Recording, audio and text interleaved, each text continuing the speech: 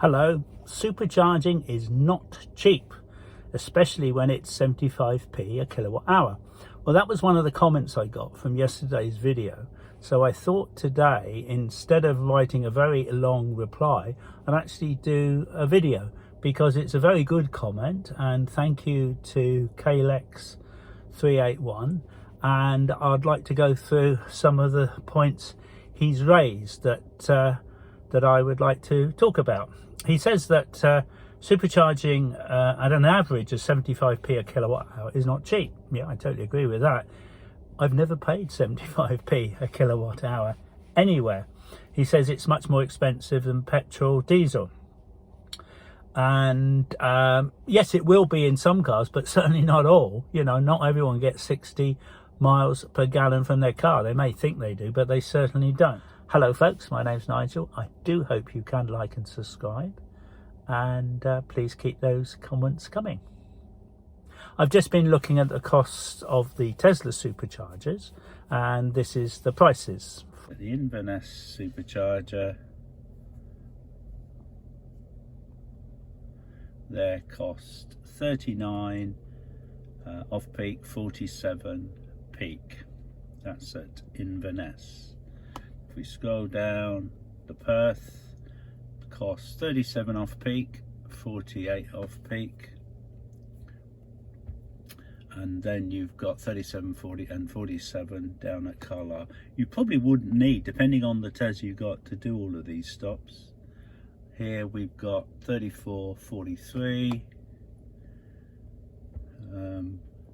43, 51. Lifton is 42 and 50, depends on the time of day that you go. By a few, let's see, around London, what have they got? That's Park Royal, 32 off peak, 51 peak, and there was amounts in between, and there's a lot. What else have we got? Sidcup Supercharger 37, 46, Houston 43, 51. So I'm just doing these at random now. What's this one? Amesbury 37 and 45, and that's the cost for a Tesla supercharger. UK, and you can also see as well how many people are there and if there's a queue or not. The comments say very expensive to buy compared to ICE, 20-40% extra. Too limited range. Well, the ranges are getting longer and longer. Insurance and repairs are more expensive. Well, that is not the case. I mean, my insurance, which I handled in a previous video not so long ago, first year was 378, second year was 355. Dearest year 2023 568, and last year it went down to £406, including my wife. Yes, I know I'm old and I know I'm not 18 with lots of convictions, but you know, and there are some people that won't be able to afford it. But of course a Tesla is not a Ford Focus. It's a performance car.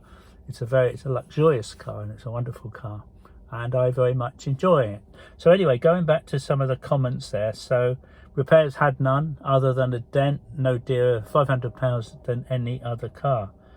You have to spend extra money to install chargers at home. You can do, you don't have to. I don't, and because I haven't needed to. And not many people have driveways. Well, a lot of people do have driveways, and they're being put off at the moment because of the negative views in the media. This person says about subsidies, once there's no more subsidies, no one will be buying electric car.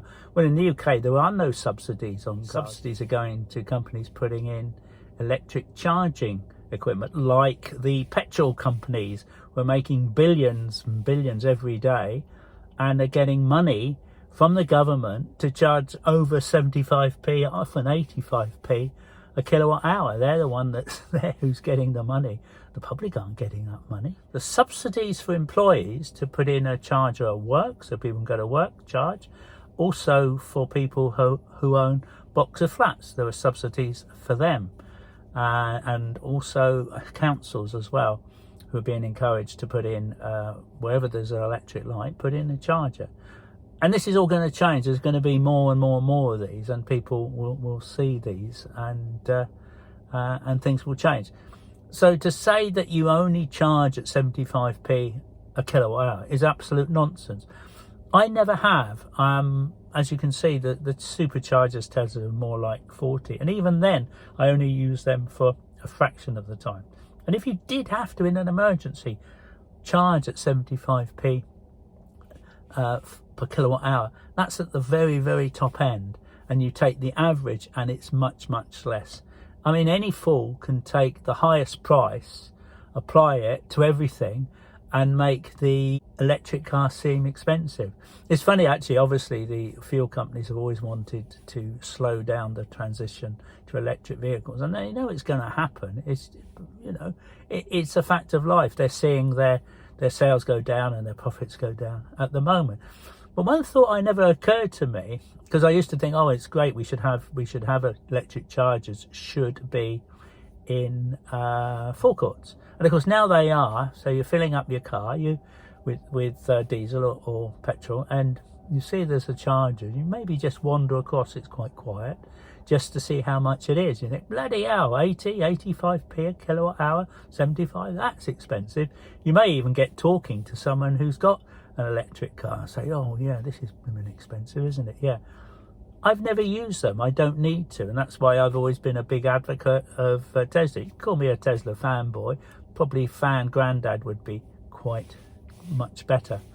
But there's lots of insults being thrown at EV drivers, especially Tesla, simply because that's all the opposition have got. They've run out of facts. So if you've got any comments, please leave them below, and I welcome them, and I may actually look at them and review them if they're interesting, like this one from Kalex 381. Thanks very much, appreciate it.